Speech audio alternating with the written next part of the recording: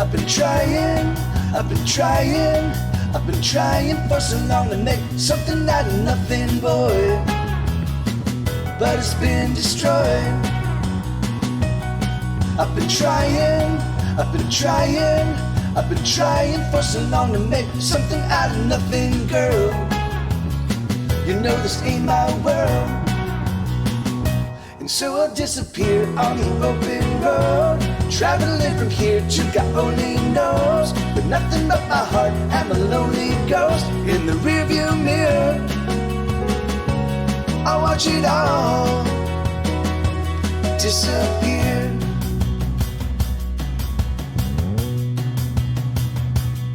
I've been working for so long to make something that won't go wrong. But I ain't that strong. I've been working for a while on a song that will make you smile. So won't you smile and let us disappear on the open road, traveling from here to God only knows, with nothing but our hearts and a lonely ghost in the rearview mirror. We'll watch it all disappear.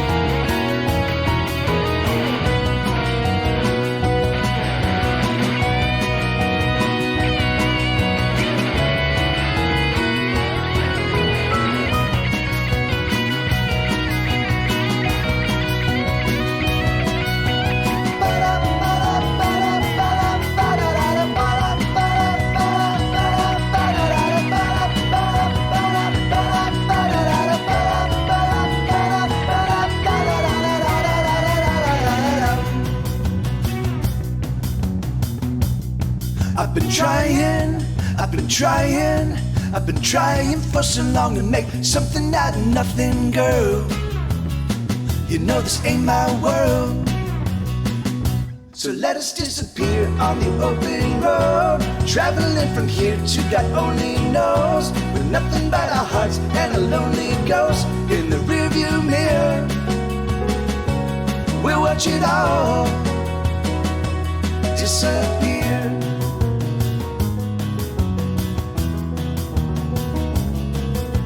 Where do you go when there's nowhere to go?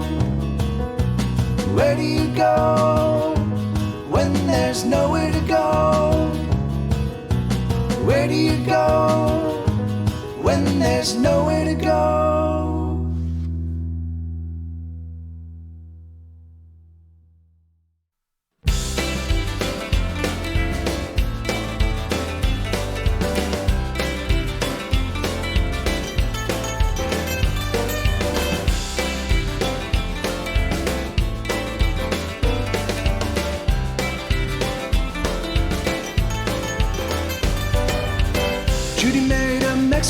When she was just 18, she was 16 weeks along into her first pregnancy. They were married on a Saturday in June of 2003. She had never been happier, it was a glorious ceremony. And so she watched her Mexican boy grow into a man. He works hard for his family, doing all he can. But the money never seems to stretch, it just doesn't cover the bills.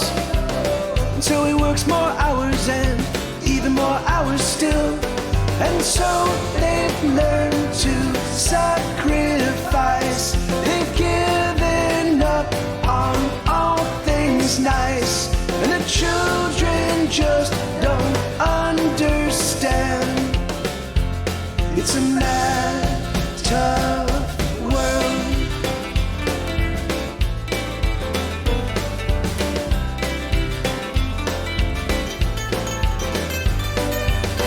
Judy's husband lost his job after he got hurt.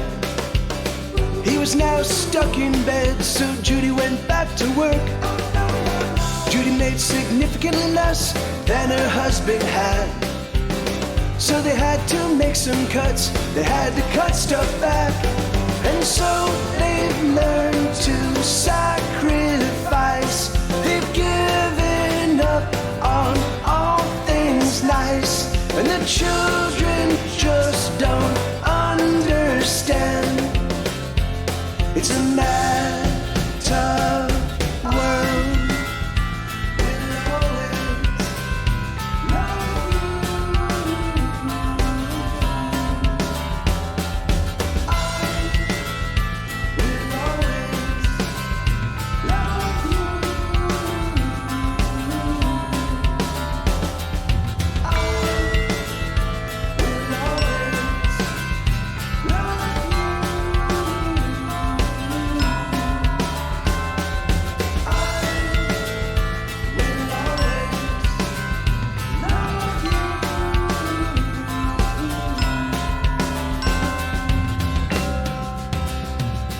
And so they've learned to sacrifice. They've given up on all things nice, and the children just don't understand. It's a mad, tough world.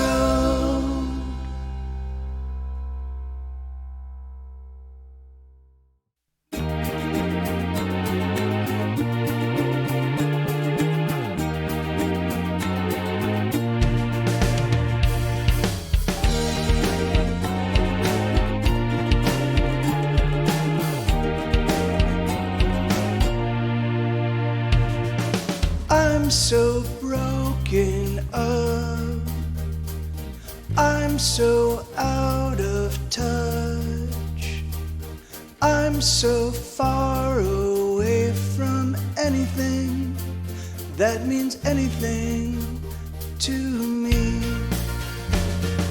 I'm so very down, no one is around. No one ever looks to find me. I am lost and never found. I don't know what to do. I've been looking out for you, but I don't know if I'm ever gonna find the lover that I dream will one day say to me, I'm never gonna ever leave your side. I guess it's true. I'm unlovable. I'm unlovable. I'm unlovable. Oh, I'm unlovable. I am all alone. My heart is made of stone. My heart is heavy in my chest. I wear it best when I'm alone. I am all alone, out here on my own, watching people love each other, one another. Where's my love? I don't know what to do.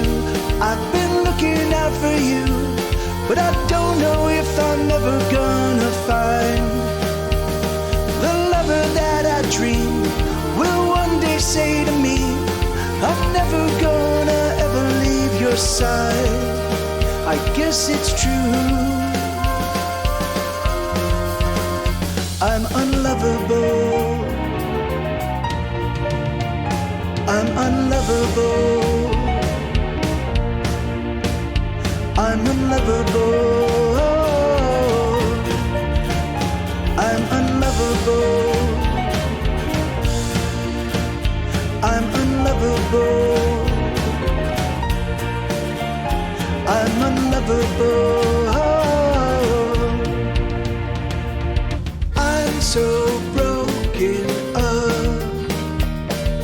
I'm so out of touch. I'm so far away from anything that means anything to me. I don't know what to do. I've been looking out for you, but I don't know if I'm ever gonna find the lover that I dream will one day say to me, I'm never gonna ever leave your side. I guess it's true, I'm unlovable.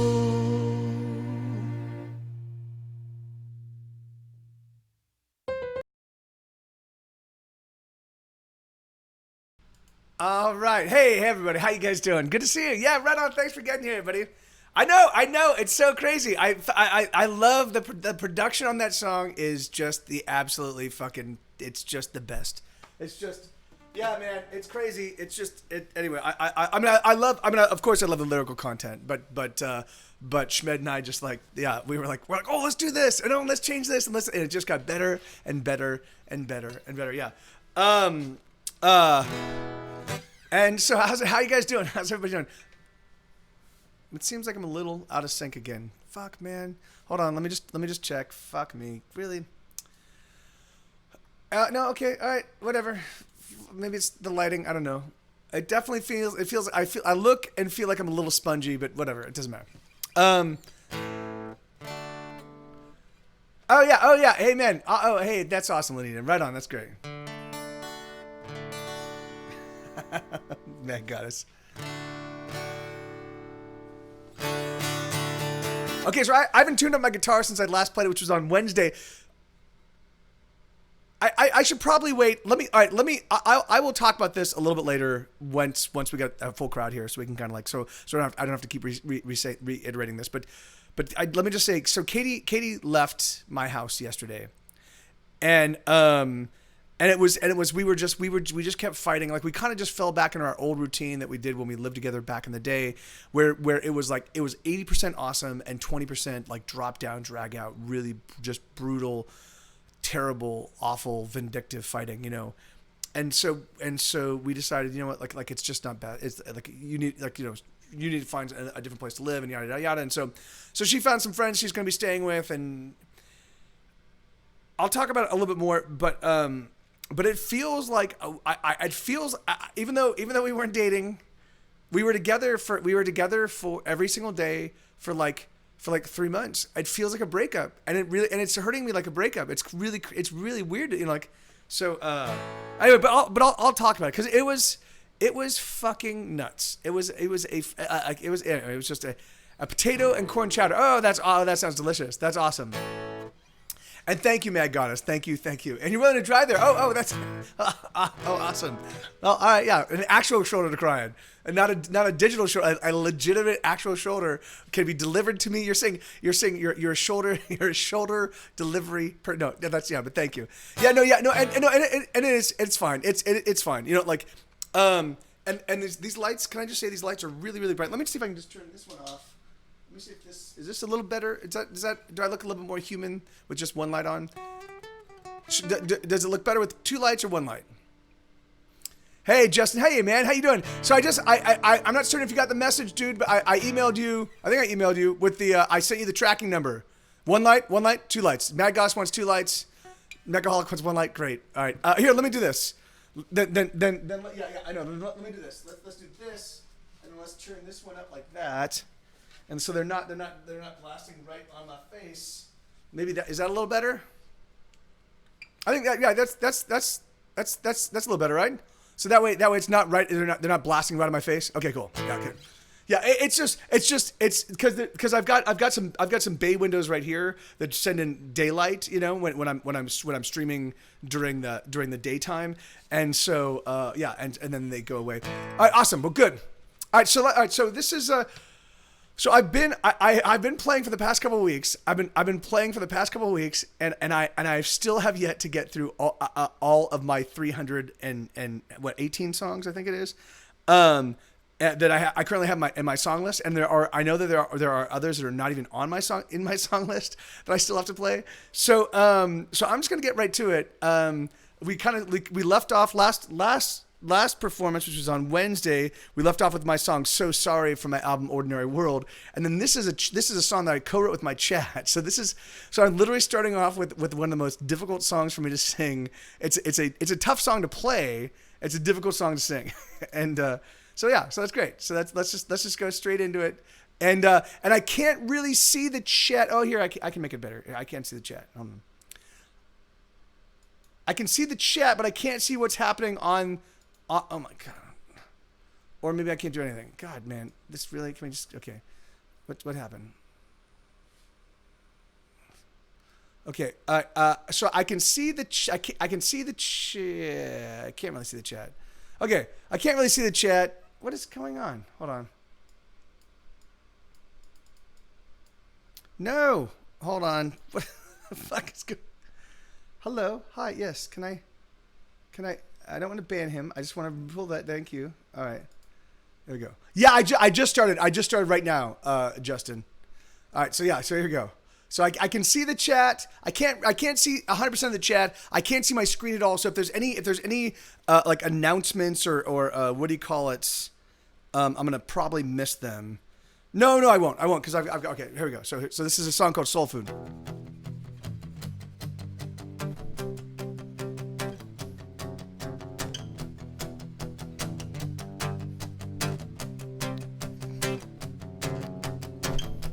Standing at the crossroads with a lantern and a crucifix.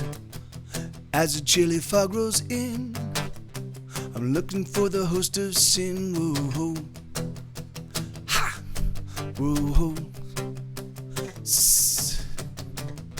The crucifix is upside down, blood upon unholy ground. I mark the dirt with ancient signs. Tonight I'm gonna get what's mine. Whoa, ha, whoa. Rising up from hell's below, his eyes aflame with hatred's glow. The devil looks at me and says, "Son, you're gonna make me miss my shows." Oh, whoa. Son, you're gonna make me miss my shows.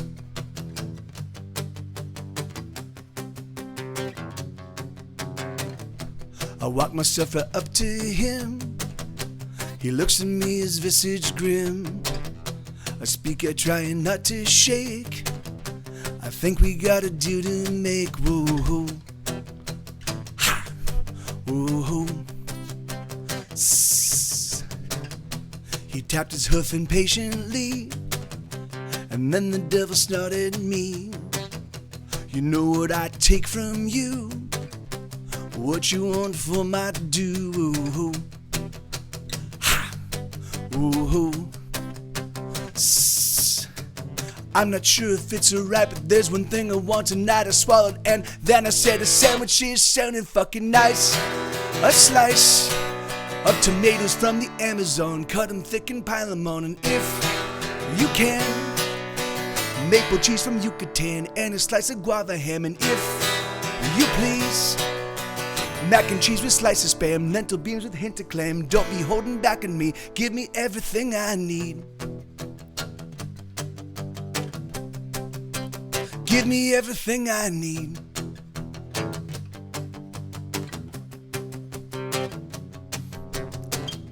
I looked the devil in his eyes. He was looking stupefied. This is for your mortal soul.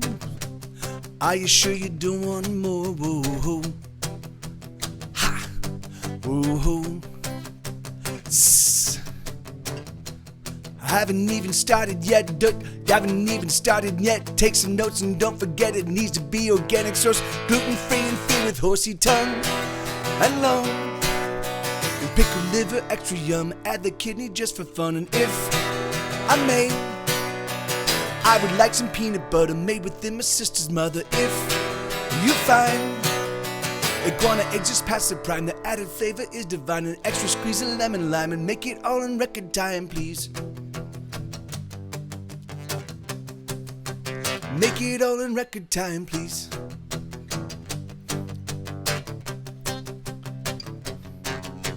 Do you got the sandwich order? Cause I'm gonna clear your larder. Ditch that foolish japing, jog it off the box. Cause I ain't slowing down. Don't drown. The tender go for meat and sauce.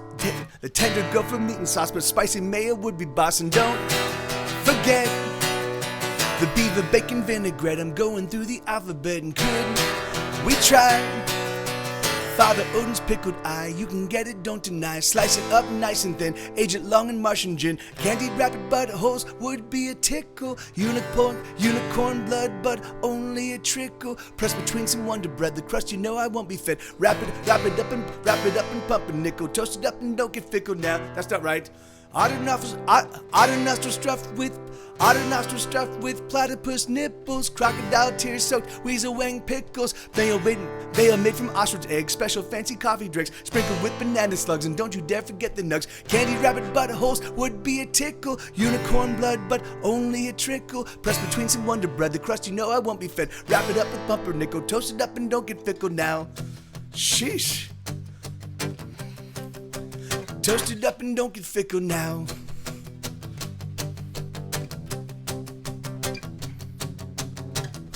The devil, he looked at me and stood there quite silently.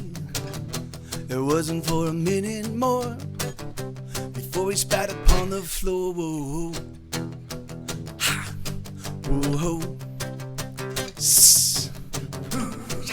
what the fuck is wrong with you? When you were young, did you eat glue? And without another word, he walked away and flipped the bird. Whoa, hey, Mr. Bat. Whoa, whoa,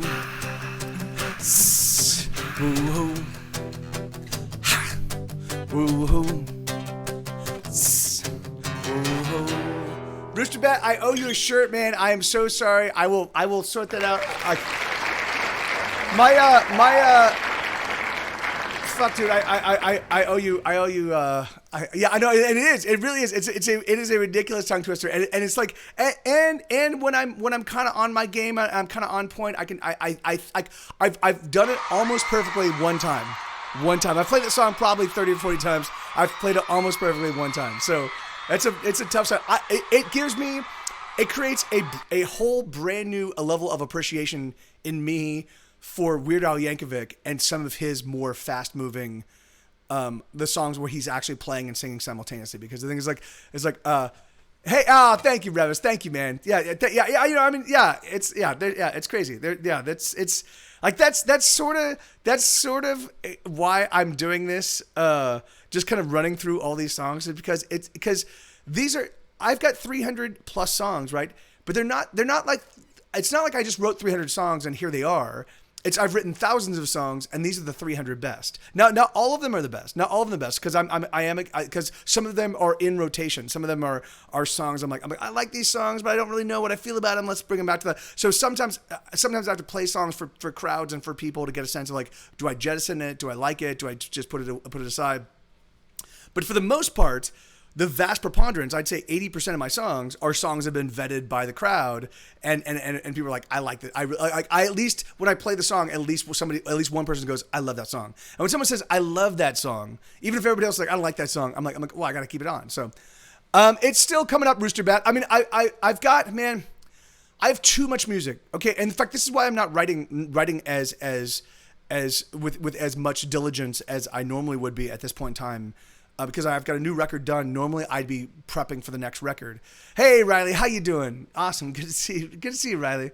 I have the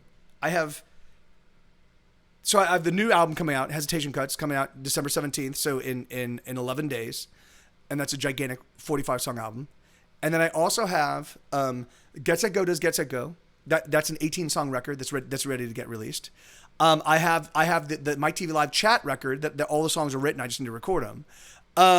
So I have 3 releases. I literally could not write another song for a full year and still have plenty and still have and still have 28 more songs to get out to the world, you know? So that's, do you? Oh, that's awesome, man. Yeah, I know. It's funny, man. In fact, I do, because I do know that Get Set Go, that there's lots of songs that don't work for kids, but there are also lots of songs that do work for kids. Like you could literally put together a 60 song album or 60 song like playlist with songs that are totally perfect, like totally. I mean, I do have a tendency to get a little bit melancholy and stuff like that.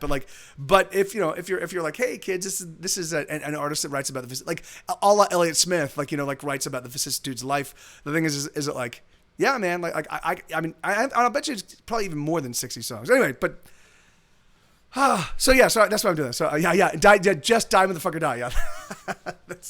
Yeah, that's my ultimate kid song. Hey kids, hey little 4-year-olds. All right, so this is a song called "So You're Gonna Die." Yeah, Matic, it's dude. If you haven't heard it yet, it's my masterpiece. You know, it is definitely my masterpiece. I mean, Schmed and I. Yeah. Anyway, I don't know. Everybody's gonna die. Don't it make you wanna cry? Don't it make you wanna kick and scream and act obscene in every way before they put you in the grave? Not everybody's gonna live, 'cause living is for the rich, but everybody's gonna suffer something fierce and pass away, and then they'll dump you in the grave. But before we have gone, we can everyone sing along. We can sing because someday we'll be gone. And before we have gone, we can everyone sing along. We can sing because we're gonna be... I don't know. I just fucked those lyrics up. 'Cause that's what I do, man.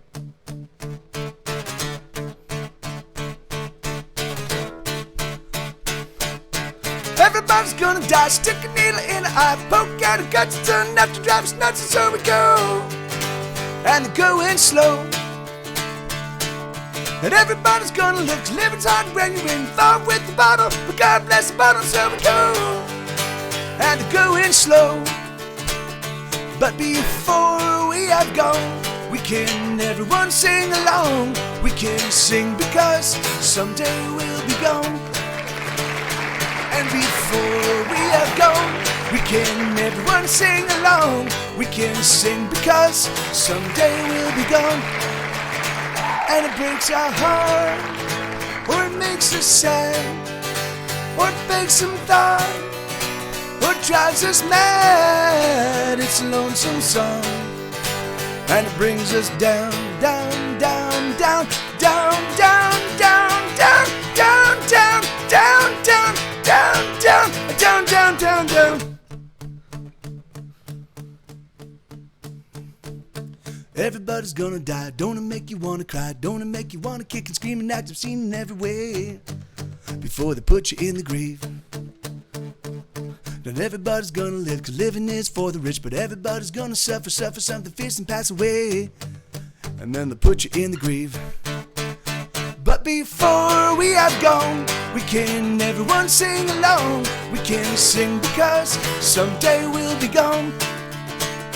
And before we have gone, we can everyone sing along. We can sing because someday we'll be gone. We must sing because someday we'll be gone. Yeah, so that's the song called Sing. So it's really funny. So that album, so Ordinary World, you know, it's this gigantic 21 song album, because I literally thought it was going to be my last record. Like, so I put out our first record. Our first record totally tanked. Grey's Anatomy was 100% responsible for why we got our second record. And I don't want to get too much into the story, because I've told the story a whole bunch of times. If you want to know the story, if you don't know the story and you want to know the story, you could literally buy this thing right here. It looks like an album. It's exactly the artwork from the record. Hold on. It's exactly this, but it's in book form, and it's a songbook. It's a songbook, and it's got lyrics and chord charts, but it's also got the kind of the stories of what went into the making of this record, and it's also got the story of like kind of like what was going on at this time. And so the album was not gonna. I didn't think I was gonna ever put out a second record. So when the second record So when it was possible for me to make a second record, I was like, okay, this is my last shot to put out an album, and get it in stores and get it to the world. Let me put as much. No, I had 7 songs on Grey's Anatomy, Justin. So there were 7 songs, and then 2 of them, Wait and I Hate Everyone, kept getting relicensed. So I think there were a total of 16 licenses, 7 songs and 16 licenses.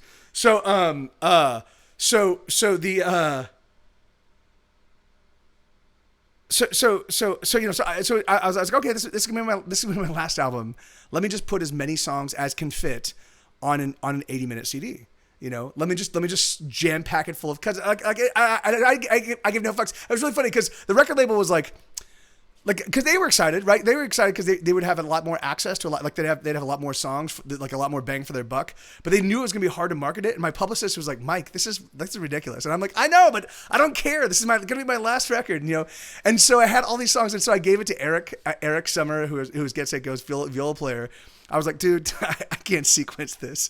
Sequencing the first record was so tough, and that was 14 songs, and this was 21 songs. I tried to put together a sequence. I'm like, dude, so I gave it to Eric, and I'm like, dude, can you just sequence this? And so what he did is, he basically, the sequence was amazing. But he put it at the very back end. It was like, which is great because it's like, so it's sort of like, here's the living, right? So the whole song is all about like, this is living. And at the very end, it's the dying. It's there's like a 3-song, like sort of death suite, right? So it's So You're Gonna Die, Die Motherfucker Die, and Music Makes Me Want to Die. And that's the very end of the record, And so anyway, I thought it was brilliant. And so that's the first song of the death suite, super fun. Okay. So let me see. All right, so You're Gonna Die. Oh, so Spent. Here you go. So this is Spent. It was. Hey. Of course. How is it that you do that, Eric? How is it that every single time I talk about you, you're right here to, and it was brilliant. It was. That's awesome. That's fucking awesome. Hey, so everybody, that's the fellow that sequenced the record. He's also the fellow. If you listen to any Get Set Go albums and you hear strings that sound absolutely mind-blowingly amazing, he's the person entirely possible for it. Yeah. So that's exactly right, Justin. That's awesome. Yeah, Eric is. Yeah, he's got like a fucking. He's got like an app that's like beep. It's like a bat signal. Bing, bing, bing. All across the internet, all across the internet, he's just got things like whenever he's being mentioned, he's like, oh, I gotta go check this out. So what was I doing? So You're Gonna Die. Oh, Spent. Okay, Spent.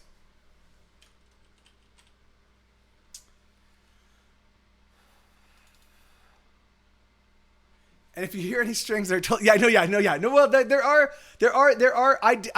So of course, when I moved to Austin, Texas, I left the band in Los Angeles, and they all, and because they're all professionals and they all have other careers outside of music. I'm the only sad sack that just makes music full tilt by my, like, they, and so when I moved to Austin, I was like, okay, well,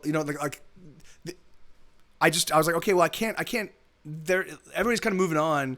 I can't stop making records. Let me figure out how to make them myself. So I did occasionally use string patches and like stuff like that, and they're pretty terrible. I mean, Child of God is I don't think it's terrible, but it's certainly not Eric. I think it's like with Eric playing on that, then people will be like, oh yeah, I love that song, Mike, but man, those strings are amazing, because that's usually how it works. People go, I love that song, and boy, those strings are fucking amazing. Like that's usually when Eric plays on the song, it's oh, I love that song, and the strings are amazing. Like it goes one hand in hand.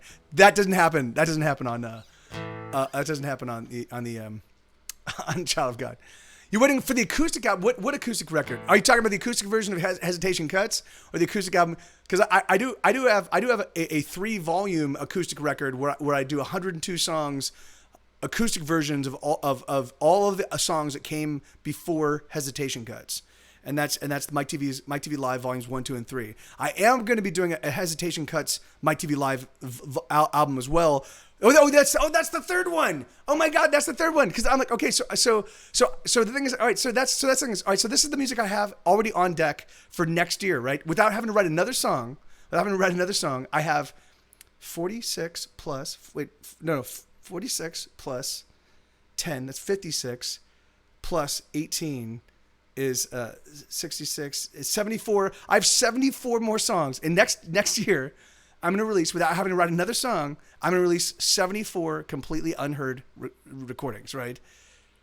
So I don't need to write any music. And that's exactly right. That's exactly right, Lenina. I have multiple times over the past 10 years have released in 1 year enough music to trump most bands' entire discography. You know, it's ridiculous. I know I'm a crazy person, and I know it's impossible to digest, and I know it's crazy. It's just crazy. But yeah, I know. Hey, I know.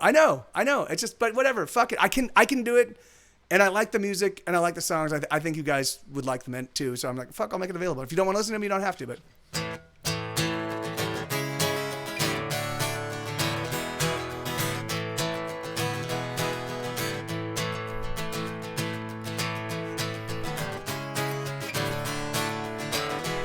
yeah, well, that's I actually have all the stems. I've got the entire Pro Tools files in storage in Los Angeles, Eric. So they're like literally like not too far away from you. I just can't access them because I'm here in Austin. But and I haven't plugged in that hard drive in like over a decade and a half, so it might not work. But so bum bum bum bum bum ba dum ba dum bum bum bum bum bum bum bum.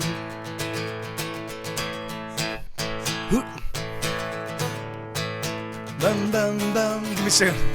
Bum bum bum bum bum bum bum bum bum. Here we go.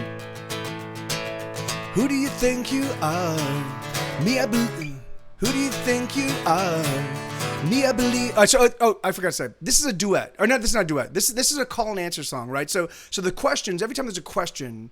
The question is asked by a group vocal, right? So it's a whole gang of people going like so. It's basically the idea is it's the whole world saying to me these. So the whole world's asking me these questions, and this is my response. You know, so that was the idea when I wrote the song. Is I was trying to say like, look, like I'm not like this is my life right now. This is a snapshot. Like I see that these are the questions that my family will often ask me, or my friends will often ask me, or people will often ask me.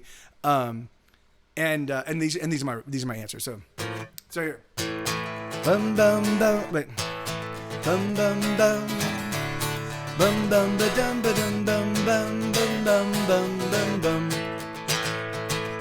Who do you think you are? Me, I believe I'm a glass half empty. Haven't we come quite far? Some surely have, but they left without me. What are you gonna do?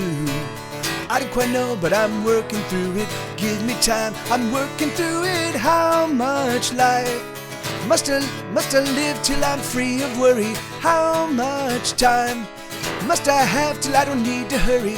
I don't know when things will get a little easier. Oh, how much hope can I spend before I'm empty? Oh, who you gonna love? I don't quite know, but she's surely out there. Why don't you ever try? How can you say that I'm trying all the time? I try. Bum bum bum. Bum bum ba dum ba dum bum bum bum bum bum bum bum. Where would you like to go? Someplace where all my woes can't find me. What would you like to know?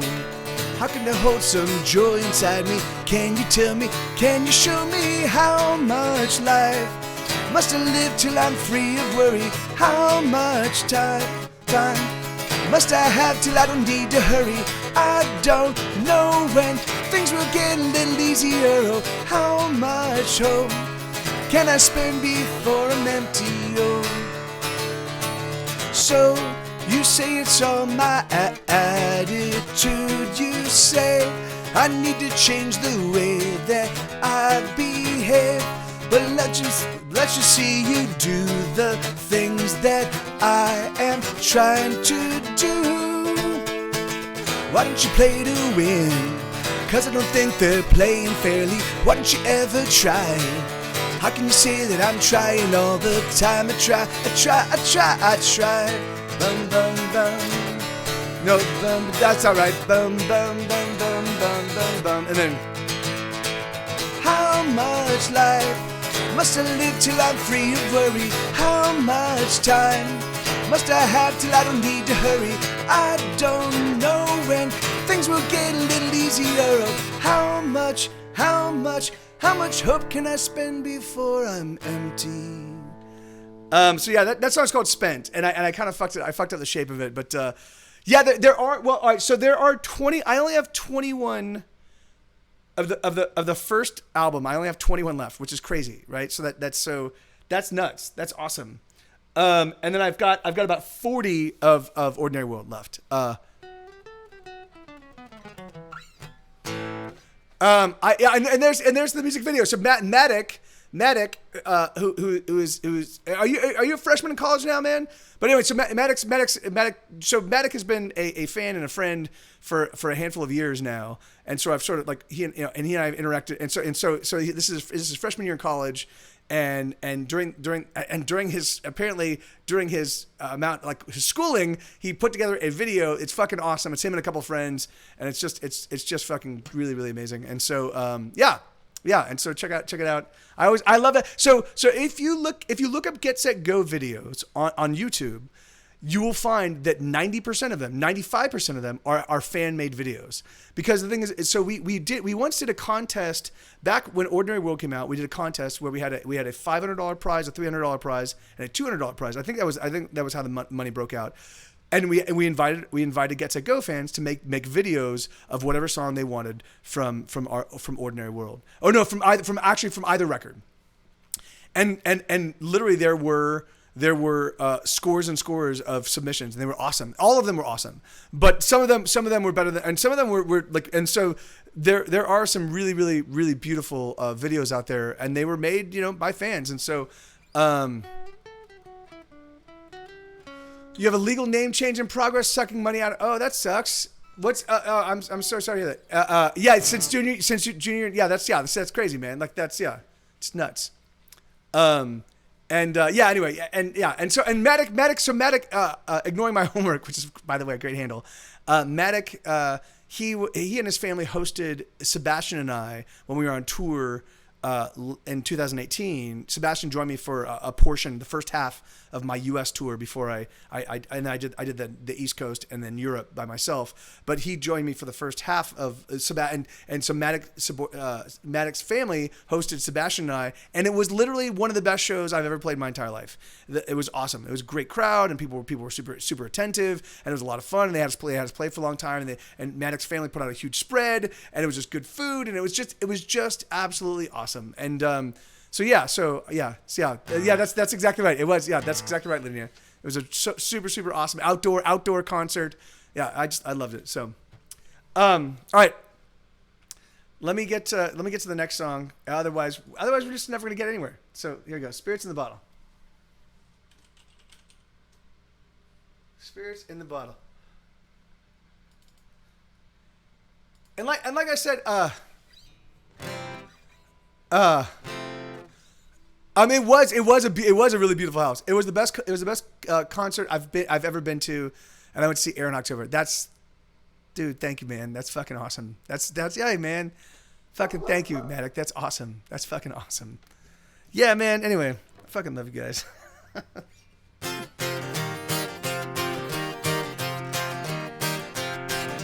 Spirits in the bottle, oh, they've been possessing me. But I don't need no exorcist, oh, I'll just leave them be, 'cause I'm getting high. Yeah, I'm getting high on Friday night. The demons of the daylight, well, I've gotta ward them off. So the spirits in the bottle, I send marching on and on. Yeah, I'm getting high. Oh, I'm getting high on Friday night. Fuck you, Lifestyle Razor. Well, I don't need no friends tonight, I'm gonna tie one on. So don't you try to look for me, don't call. And soon enough the demons, well, they will all be gone. The spirits in the bottle drown them all.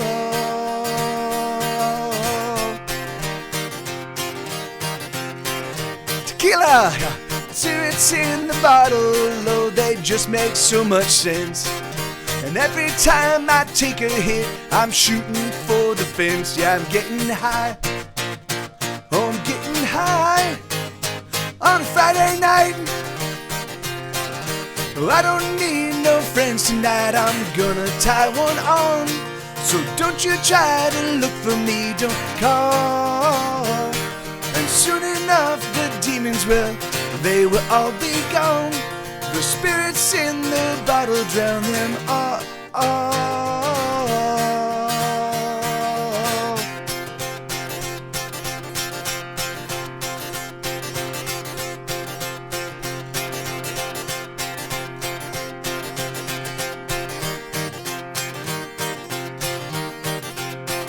So come on, spirits, come on, take me into your loving arms. There's no need for worry, yeah, you keep me safe from harm. Yeah, I'm getting high, oh, I'm getting high on a Friday night. Yeah, it's a song called Spirits in the Bottle. So, all right, hold on, real quick, hold on. Let me, can we just back up real quick? So, Mad Goddess, just, let me read this because I saw Mad Goddess, it like, yeah, my rapist was taken off the sex offenders list and is searching for me, so it became a necessity to fully change even my birth certificate. Too much money, but... Wow, that's how do you even deal with that? Like that's so well, really, yeah, that's fucking, so I mean, so you, so what did he, was he, did he actually go to trial and did he do prison time or was it a plea agreement? Yeah, no, amen. And that's, yeah, amen. No, I totally get that. I totally get that, man, Goddess. You know, like that's just, so he actually went to prison, or a plea agreement. But the thing is like that those kind, like, regardless of how it works out, like things like then the moment that somebody that fucking has victimized somebody in that way, he got 25 years and was out in 3 months. How does that even, what is, okay, I don't mean to be an asshole. I believe I know the answer to this, but he has money. Okay. Yeah, that's okay. Of course. Fuck, man. Yeah, whatever. Fuck it. The thing is, like, yeah, like that's where that's where I kind of think that when a whole town, like if you can get your whole town to rise up and be like, oh, let's just kill this person, and the whole town says, no, we all did this because this guy's an evil fuck, and he feels he's super entitled, and he's been doing terrible things because he's got a lot of money. Then I think that at that point in time, that the entire community, like that everybody should be absolved of that crime. You know, oh yeah, if I can just sell enough people on like this guy's a total cocksucker, and we're just gonna kill him. That I think that's, you know, because occasionally money, you know, derails the justice all the time. So I just definitely think, like, why can't the populace derail justice, or not even derail justice, derail money, right? Rope is a bit more expensive than shotgun shells, but it is a renewable resource. Yeah, that is true. You can keep using rope over and over again. Yeah, I've moved around and everyone tells him that I committed suicide because those obituaries oh, yeah. Oh, I see. Wow. Okay. Wow. Fuck, man. I am so sorry. That is just yeah, that's awful.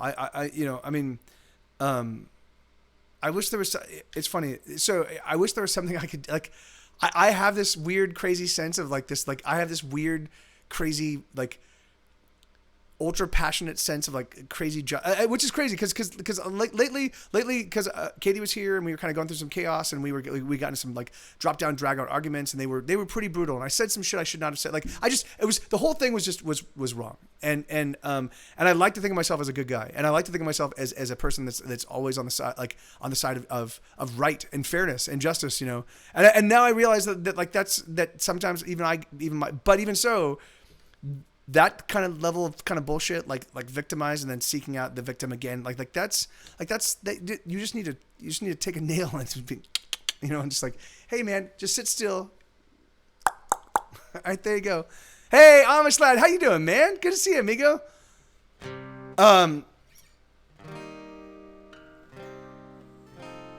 Oh my God. See, that's Lenina. Yeah, that's fucking. Yeah,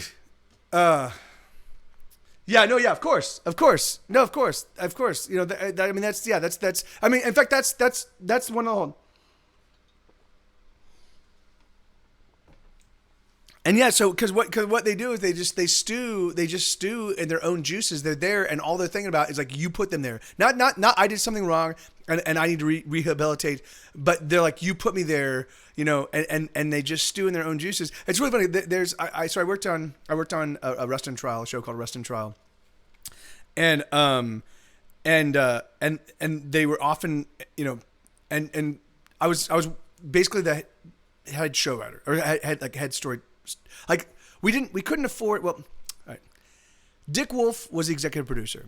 He was a WGA signatory, so he if he was going to have what were officially writers, then he would have to pay WGA fees. We couldn't afford WGA fees because we were just a shitty little reality version of his show Law and Order. It was Arrest and Trial, Law and Order. We were the reality version of Law and Order. So they brought me in, and they had me hire a bunch of college students that wanted to try their hand at script writing. So I handled all of the really complicated cases. So I handled all the serial killer cases and all the cases that required a little bit of like more fine tuning in terms of the explanation of kind of what went on. And what we would do is we'd interview the detectives and we'd interview the attorneys and we'd interview the defense attorneys and we'd interview anybody else that was sort of material to the case, you know. And one of the things they were talking about was like you go to prison and prison's like it's like you're like a bachelor level criminal, right? Like I've got some crimes and I've got my cool crimes that I've been doing and oh shit I got caught. And then you go to university. You go to criminal university, which is prison, right?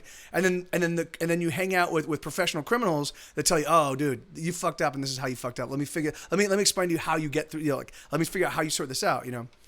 He flat out said, "We all know when a woman says no, she really means yes." Yeah, that's you know, yeah. All right, well, yeah. In courts, and then okay, yeah, whatever. What? Where did this trial? What county did this trial happen? And where and how do you? That's like, I just need to know to stay as far away from this county as possible. We're just gonna do the rest of this Mike TV, but my bus just stopped and I gotta bike home. Oh, no worries, man. Right on, brother. You be well, Matic, and thanks for dropping by, amigo. And hopefully we see you again soon. Charles County, Maryland, huh? All right, well that's good to know. So everybody, stay away from Charles County, Maryland. If you're a justice-loving human being, then stay away from Charles County, Maryland. Or don't be involved in crimes where it puts you in an adversarial position with somebody that's really wealthy, right? Here there were many girls he had raped, but I was just the one who had the guts to put him away. When the detective cried and told me he had raped his daughter, oh my God. Motherfucker. And this guy's out now? Okay, so you should, so this is definitely like news I mean, in the Me Too era, this is definitely like newsworthy stuff. Like you should be seeking like news outlets, right? I mean, the thing is like even if it's 1990, I mean, I'm 100% certain that like, what is it called? Dateline ID or whatever it is. Like Katie watches all these shows. I'm 100% certain that they'd be all about this, you know? Yeah, Justin, that doesn't, yeah, that's, yeah. But, oh, you're saying that they're putting a kibosh on. So no worries, Justin. Yeah, no, I feel you, man. You know, I mean, so then fuck, you should find like true crime podcast or true crime I'm sure you should find like a true. I'm sure there's true crime podcast or true crime YouTube series or like I'm certain there's a lot of them, you know. And I'll bet you like the thing is like if you've got the data, if you can put them in contact with like the detective and like all the people that were involved, the thing is like I'm 100% certain they could put together a profile that would live forever. That would live forever on the internet and forever be a stain whenever somebody would look up his name. And then if you do that, if you reach out to, so this is one way you can get revenge, right? You could do that, although you couldn't obviously because he thinks you've committed suicide. If you wanted to seek them out or put together a thing, then okay, but you say he's still seeking you out, right? And you're right. It would aggravate. I mean, the thing is I'm figuring if he's still coming after you, if he's still looking for you. Anyway, yeah, don't listen to me. I just write songs. I don't know what the fuck I'm saying. I just write songs. Let's get back to music. I'm so sorry. That sounds like the most fucking horrible, awful thing. I could not imagine. The thing is like I would probably end up in prison. I would probably take all of this into my own hands and do terrible things. Because the thing is like, like if you were my sister, or you know, if you were my girlfriend or my wife or something like that, the thing is like I would. There's no way I'd lose my shit. You know, I'd lose my shit. I would end up in prison off of that. But I wouldn't care. I'd be like, all right, well, fuck you. You know, like fuck you. I made you suffer the way that you've been making all these people suffer for a long time. So, okay, this is a song called "Splash of Kerosene." Oh, really? Wow. And was Mark arrested for assault or you know anything like that?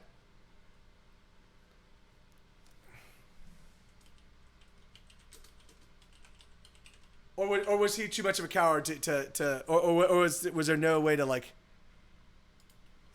Wow, this is fucking crazy.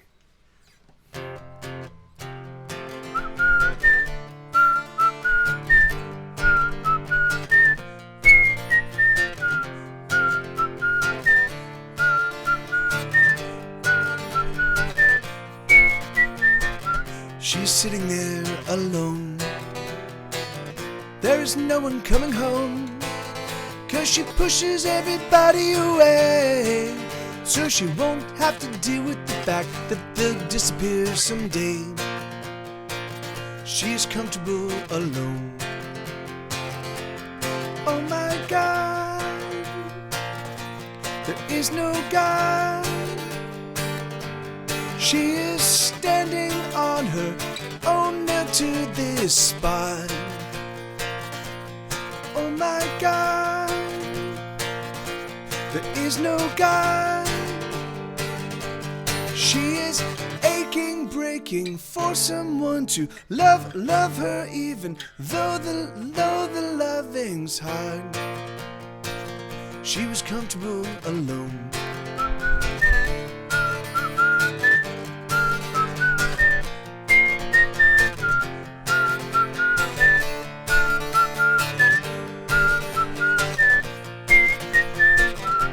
She makes herself some tea with a splash of kerosene, 'cause tonight she's gonna go out, and she's never coming back, of that she has no doubt. She's not comfortable alone. Oh my God, there is no God. She is standing on her own, nailed to this spot. Oh my God, there is no God. She is aching, breaking for someone to love her, even though the loving's hard. She's not comfortable alone. Could you love me? Can you love me? Will you love me? Could you love me? Can you love me? Will you love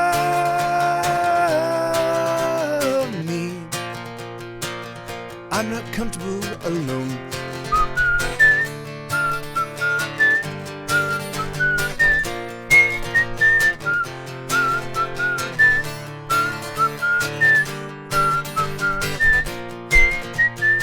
She used to sit here all alone. This used to be her home, but she up and disappeared in a flash of fire and smoke sometime last year. Yeah, amen, man, goddess, and that is, and it is, like, it's funny,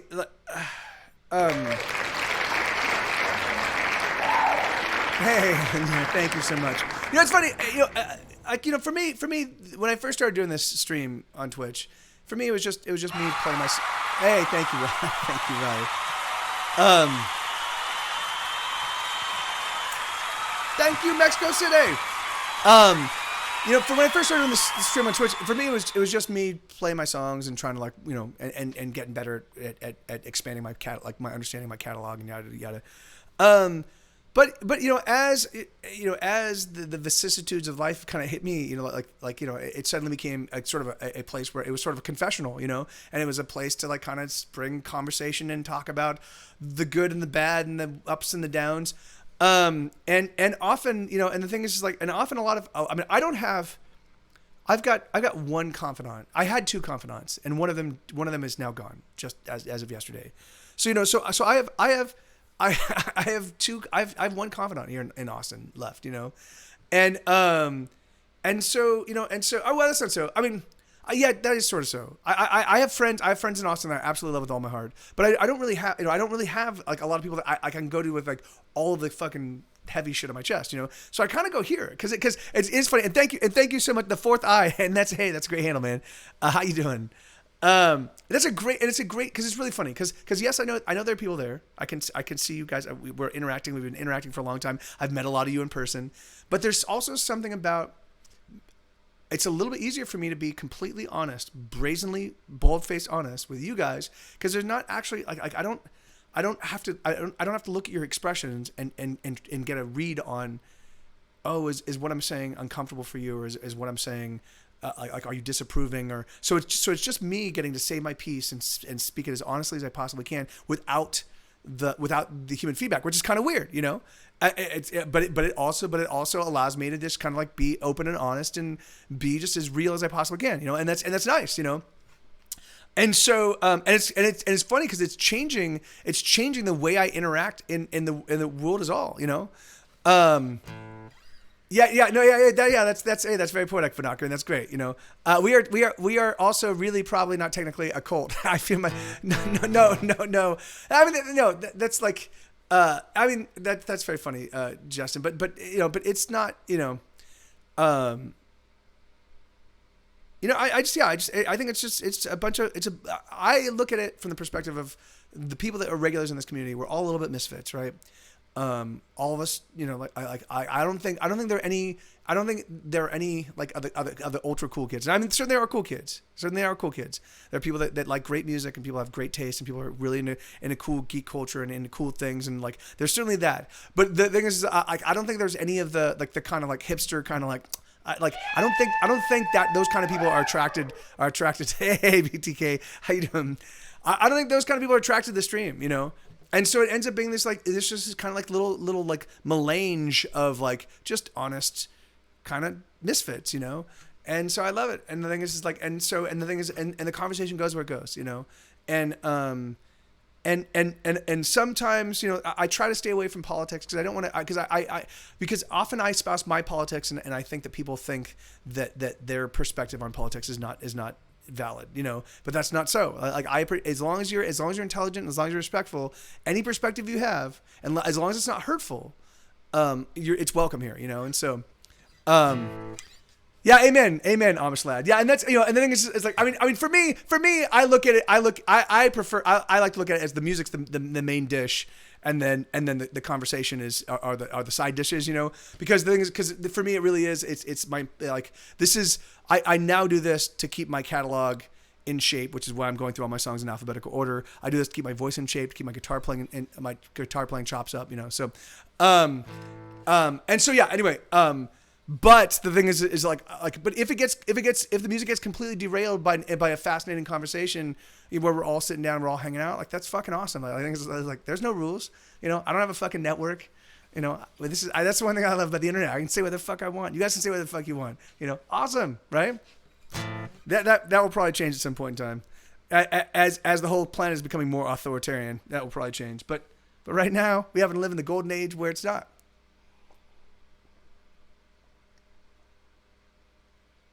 Oh man. Oh yeah. Okay.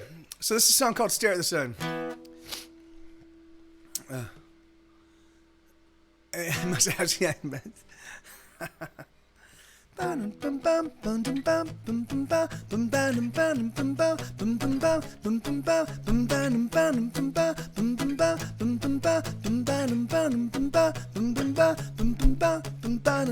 I don't ever wanna die. I don't see where I can live forever. I've been waiting my whole life for someone that's gonna make me better. I'm so sick of feeling low. I don't see why I just can't be happy. What the hell is going wrong? Why does everything keep collapsing? I don't know why I'm bothering you, 'cause I'm sure you're struggling too. Oh, but why not be with me?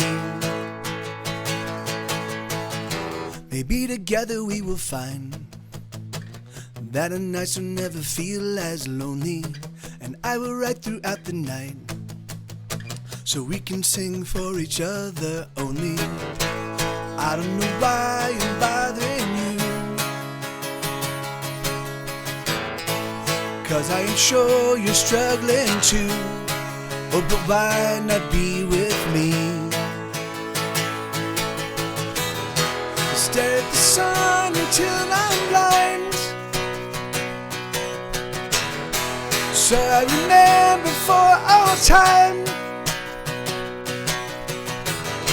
the image of you as you are now.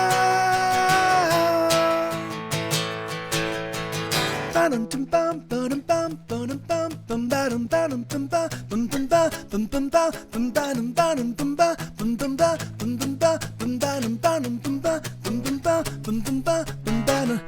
don't ever wanna die, but maybe with you I can face some endings. And if I only live one life, there's no one else I would rather be spending all of my days and all my nights, all of the hours of my life, I give them all to you. I stare at the sun until I'm blind. I stare at the sun until I'm blind, so I remember for all time the image of you as you are now.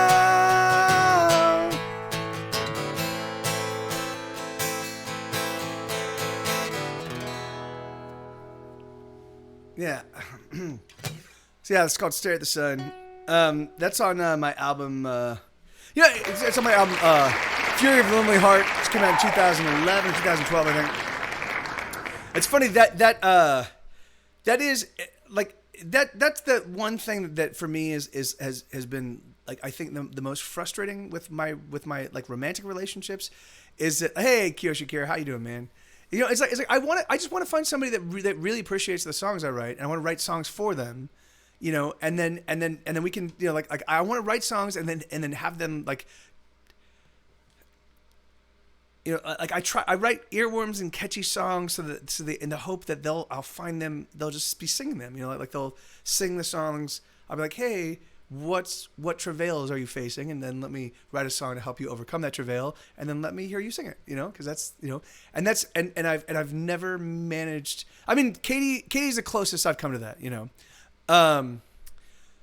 I no, that's really funny, Justin. I get asked that a lot, and the thing is that no, and the reason I mean I do song commissions. I do write songs about other people, but no, but he's Justin's asking, have I thought about writing songs for, like, say, Justin Bieber or Taylor Swift or Blake Sender or not Blake or like, yeah. And the thing is and I because I want to be the first person to introduce my songs to the world. So if someone like, and my catalog is out there. So if someone wants to cover one of my songs, or if someone wants to represent if somebody like I've definitely had people. I've had a handful of people that were like, hey Mike, like they've seen my success with film and TV licensing, because I've had about 30 licenses over the course of my career.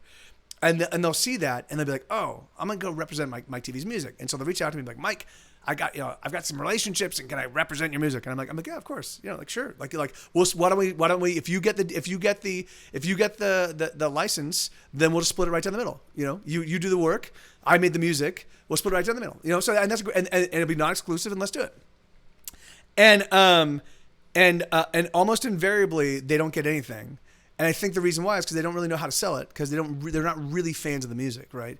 So the things are, so they see that I've had some commercial success, but they're not fans of the music, and so they don't really know what of my songs resonate. So they either work with the already well-known tunes, or they don't like, because the way you sell stuff in my so the way you sell stuff. The thing is like, this is the best way to be the greatest salesman ever, is you just love the product you're selling, and you find people that need your product, right? So what you do is you go you know your product inside and out, and then there are people out there that need what you're selling. So you don't try to sell it to somebody that doesn't need it. Like, people do that, and it's a fucking waste of time, because they're not going to be happy. You're not going to be like, you're not going to be happy, and so they're not going to talk. Like, in order to build a really successful sales career, you fall in love with the product you're selling. You find a way, you find your singular perspective on it. You go, this is why I love it, and this is why I think it works for you. This is what I see. This is the need I see you have, and I think this is going to fill it. And this is how, and that's usually the way. And when you do that, and they buy it, and they go, I love this. The thing is that then they go and tell other friends, this is fucking amazing, and so I've never ever in my entire music career had an advocate that could do that. Never once. Not the record label. I think the record label. I think they were very close. They really saw. I mean, they saw we were at the height of our powers when the record label signed us, right? So we were playing in front of 300 people every single Tuesday night at Mr. T's Bowl. We'd play anywhere in Los Angeles and bring a couple hundred kids. Everybody was singing along. It was like, we definitely looked like we were about to blow up, But the reason why is because all of those fans, all those people that are coming out, like they grew, they saw the band evolve. They found like I vetted all the songs I was playing in front of them. They were vetted in front of them, and they were also kind of wrap their head around my songwriting approach, right? The thing was like, like Go to the Mattress and What I Love About You and these and Jesus Christ Wore Leather. These songs that, like, on first blush, when you first listen to them, you're like, what the fuck is this guy saying? And this is not a nice guy, But that's not the case. The thing is, I was tackling difficult subjects and trying to do it in an empathetic way that didn't make the person that was, like, engaged in these weird behaviors an evil person. Because, like, that's the thing is, like, truly evil people are, like, you don't run across them very often, like, for the most part, you have normal people doing evil things, and so, and so anyway, so yada, yada, yada. I mean, obviously the guy that the Mad Goddess was talking about, that's an evil person, right? That's an evil fucking shitheel. But most of us just do bad things, I have a friend that manages bands, and I wish he would teach me the business. Really, truthfully, Justin, the way you learn that is you just by doing it, right? The thing, like, it's funny because the thing is, like, because that was, me being a sort of the impresario of Mr. T's Bowl, and then booking at Spaceland, and booking at the Knitting Factory, and booking it, and starting the free Monday nights at the Echo, and booking and me converting the Billiard Inn into the Good Hurt, and it's all of that stuff, understanding how the music business works, and particularly in this day and age, it's just, you kind of have to go out there and do it, and you have to, because every band requires their own unique thing. You can't, like, there's no more like cookie cutter.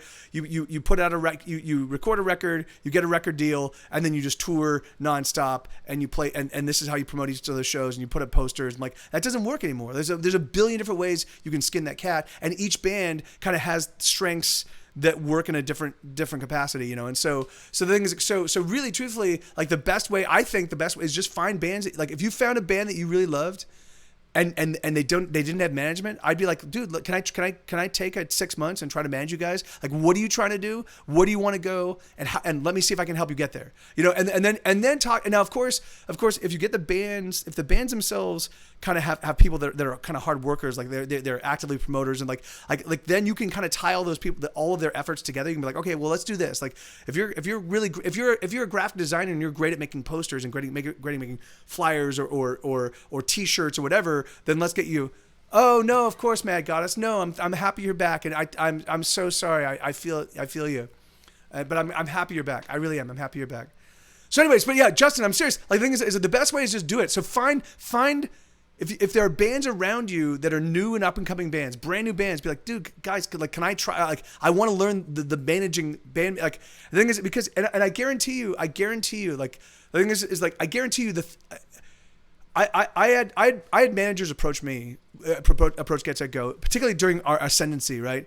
And they'd reach out to me. They'd be like, Mike, I really love what you guys do, and I really want to manage you. And I was like, okay, well, great, thank you. What can you do for us? Like what relationships do you have that I don't have? He's like, well, I can get you a show at the Key Club. And I'm like, I've got relationships with the Key Club. I can get us a show, and everything they could offer, I could already do myself, and it was already doing. So I'm like, oh, you can't add to my what I'm already doing for myself.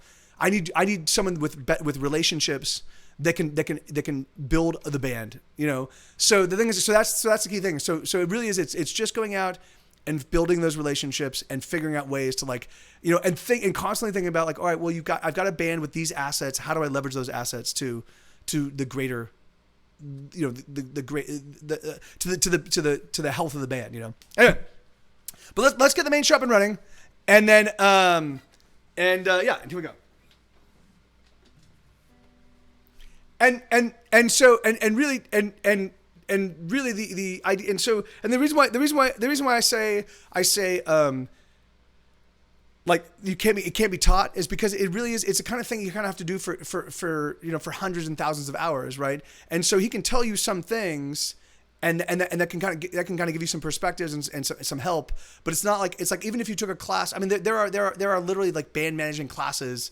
And there are hundreds of people every single year that take those classes that don't go on to be band managers, because the key thing is you just have to do it, right? And so yeah, that's so I really, and the thing is and most people don't have time to really convey all of the, like they and that's great. And if you get a little bit of experience, and if you get a little bit of experience, then what you can do is you can when you've got a problem, when you've got a problem, you can reach out. You can reach out to people. You can reach out to your buddy and be like, hey man, this is the issue I'm dealing. How would you deal with this? And then it's a specific thing. And then they're like, oh, this is how you slice that, skin that cat, So oh, see that? Yeah, that's great, man. So yeah, so yeah, really truthfully, dude, I really do. What I would do then, I would. So you do have a connection. You have that connection. That is an amazing connection, right? That's an amazing connection. So go find a band that would work for his taste. And groom them, make sure get them set up so that they've got an amazing set. Get them having an amazing 9-song set, and get that fucking set and make sure it's 9 songs in 45 minutes. Make it super tight, and just get them ready to go roll, and get them with with something they can sell in terms of like music, in terms of like, and then you leverage that relationship. Then when you've got that band and they're ready to go, you go to him and be like, hey man, do you have an opening slot on a new show? Can you help these guys out? They're fucking amazing. Take a listen to this. Look at this shit. Come out. We're doing a showcase tonight. Come check them out. And then that's how you get into managing. And the thing is like, and you already have the relationship. There you go. And that's all you need is just that one. And then the great thing is like, and then if he loves it and he loves the band, he's like, this is awesome. Then you can talk to him about helping you move into, make other relationships, So the thing is, but it really is, it's all about talent, So get the talent.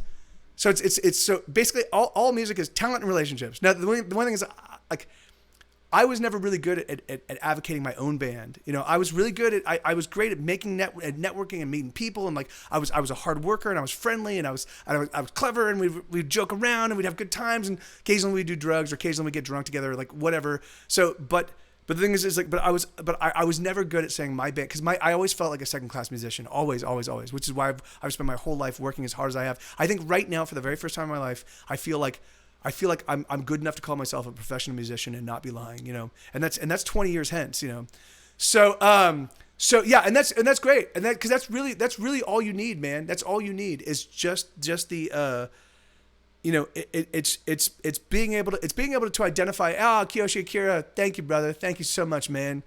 I know, Riley, I know, but it's just what I felt in my heart of hearts. I've always been a kind of a rudimentary guitar player. I've gotten a lot better over the past 3 or 4 years because I've been playing 4 hours a day plus another extra hour of warm up every single day for now 3 or 4 years. That's great. So and sometimes a lot more than that because I was also recording. So sometimes I would play guitar for 12 hours a day or 14 hours a day. But yeah, man, it's a really and this day and age, it's such a weird. Making music, it's like there's a billion different ways you can actually build an audience. You can do something on YouTube, you can do something on Twitch, you can license a song, you can put out a single, you can do something on SoundCloud, you can just tour the country. Shovels and Rope, that's what they did. They're like, all right, fuck it, we're gonna break out by just touring nonstop, and that's all they did. They just toured, recorded a record, toured. Oh, dude, Kiyoshi Akira, thank you, man. Thank you, brother. Thank you, dude. Thank you so much, man. Thank you, man. All right, let's get the show up and running. But thank you, Kiyoshi Akira. All right. Let's do this.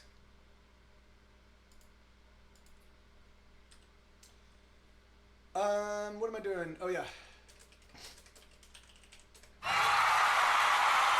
Ladies and gentlemen, boys and girls of all ages, it is December 5th, 2019.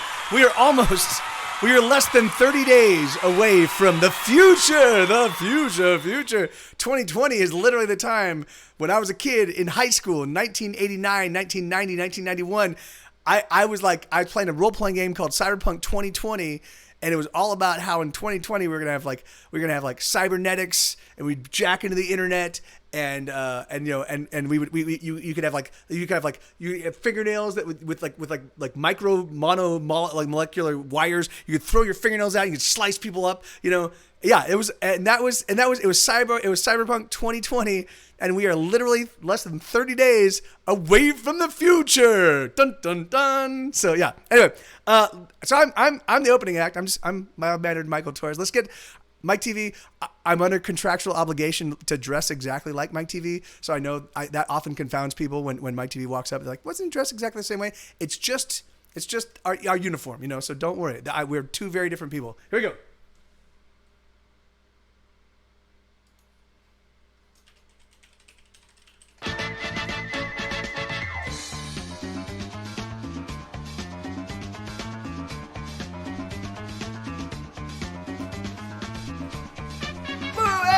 Poof! Here I am! Hey, Peter, how you doing, man? Bello, good to see you, man. Yeah. Although I don't think it's in sync. So.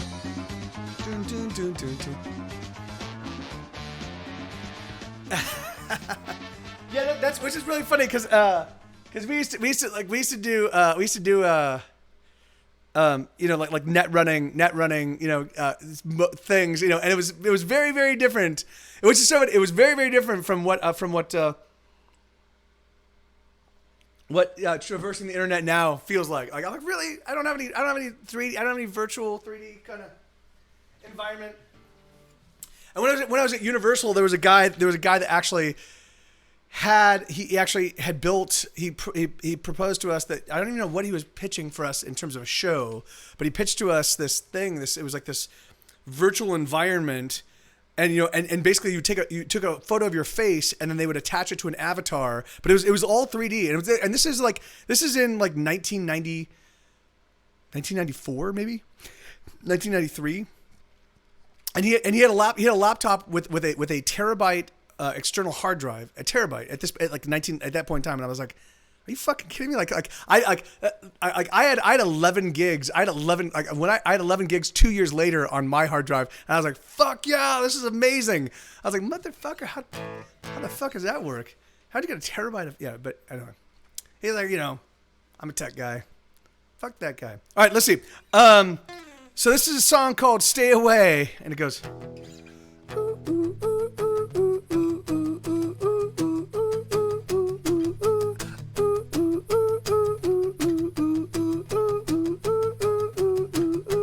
I'm a criminal on Fridays. I do drugs and buy them too. Stole a car to get to downtown. That's the sort of shit I pull. Stay away from me. I'm only gonna pull you down. I am a reprobate, a hooligan, the devil's mate, and you don't want me around. Stay away from me. I'm only gonna pull you down. I am a bitter pill, lost cause I never well, and you don't want me around. Stay away from me. Can't you see I'm all bad? I'm the worst you never had. Oh, stay away from me. Can't you see I'm all bad? I'm the worst you never had.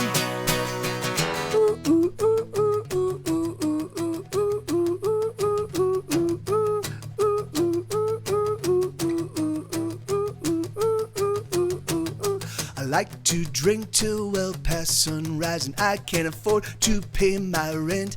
I like pills that give me some high. I like pills that get me bent. Stay away from me. I'm only gonna pull you down. I am a reprobate, a hooligan, the devil's mate, and you don't want me around. Stay away from me.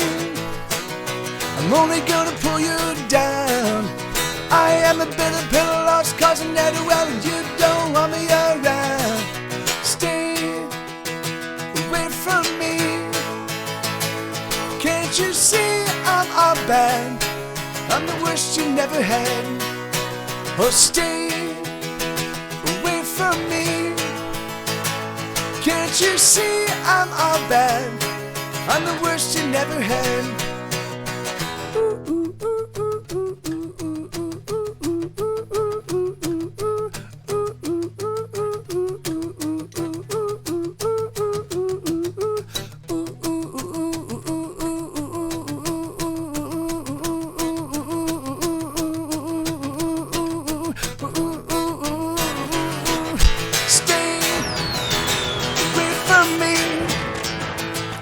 Can't you see I'm all bad? I'm the worst you never had. Oh, stay away from me. Can't you see I'm all bad? I'm the worst you never had.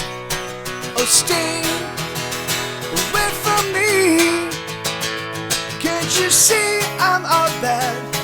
I'm the worst you never had. Oh, stay away from me. Can't you see I'm all bad? I'm the worst you never had. Paper Cat, how you doing, man? Paper Cat! Good to see you, brother. How you doing, man? Yeah, so I will talk. I just want to play some songs for a little while. I will talk about what went on with yesterday and over the past few months. Because the thing is, because anyway. We'll talk about it. It's kind of scary. It's kind of scary for me because it's also gonna like kind of like give you guys an inside peek into kind of like me and some of my shitty behaviors, you know. But it's we'll talk about it. Anyway, but let me keep playing. Let me get through the S's because I've got still so many more songs to play. So this is a song called "Still the Music Plays."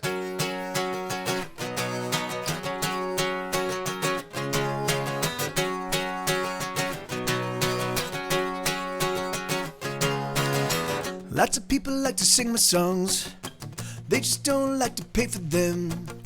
It doesn't matter, I don't really mind. I just don't know how I'll get by. I'm as broke as I've ever been. I don't know how to make a dime singing the songs that I write.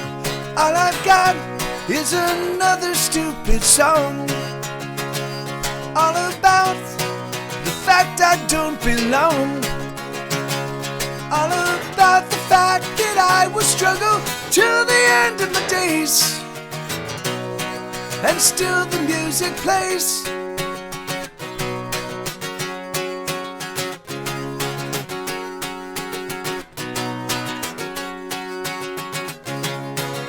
I love it when you sing along. I wish you could always sing along. It makes it all seem so worthwhile when a new song makes you smile. I love it when you smile up at me. You know I don't care or that I'm broke, so long as you're there. Or that I've got another stupid song, all about the fact I don't belong, all about the fact that I will struggle till the end of my days, and still the music plays.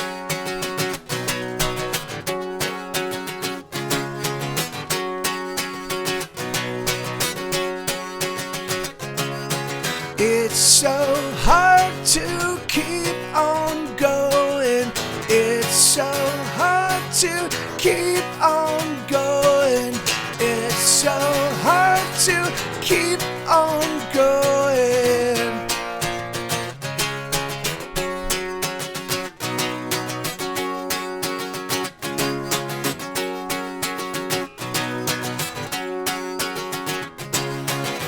Lots of people like to sing my songs, they just don't like to pay for them. It doesn't matter, I don't really mind. I just don't know how I'll get by. Yeah, so that's the opening track on my 2000. Hey, thank you, Elix. On my 2013 release called Tumors, which is, it's really funny. So I'm so sorry to trash the party, but man, I have to let this out. Mike and Chad, you're all close to my heart. Thank you so much for helping my life to be better, doing much better. For the last 4 years, I've been a part of all of you all, and it's been amazing. I've gone through it all, and I've had you all by my side through it all. And it's incredible. Through my depressive episodes, through my dysphoric and bad nights. Thank you so much, Mike, for being the musician I can turn to. You have no idea how the impact you make. I love you. Thank you, Riley. Seriously, dude, brother. Yeah, man. You know. All right, I'm gonna start choking up. God damn it. So yeah, man. You know, there were from 2011 or 2012 to like 2016, I didn't have access to. There was no MySpace. I didn't really pursue Facebook. The scene was dead.